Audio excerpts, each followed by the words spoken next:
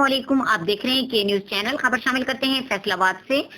तहसील जनावाला के चक नंबर 648 गावदे में police station सदर की हुदूद में ओबाज शख्स ने बच्चे को बदसैली के बाद कत्ल कर दिया। मजीद तफसीलात जानते हैं फैसलाबाद से हमारे नुमाइंदे मोहम्मद रिजवान आजिज की इस रिपोर्ट में।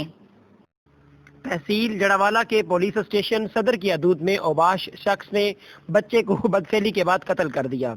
ये वाकया थाना सदर जड़ावाला के गांव चक मेहदीशा 648 गावदे में पेश आया। वर्षा का कहना है कि सफदर हमारे 14 साला मोहम्मद अली को वरगला कर साथ ले गया, बदफेली की और बाद में उसे जहरीली दवाई देकर मार डाला।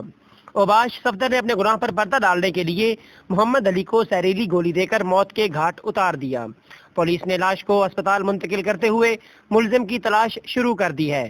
कैमरामैन सफदर नजीर शाकिर के साथ मोहम्मद रिजवान आजिज, फैसलाबाद।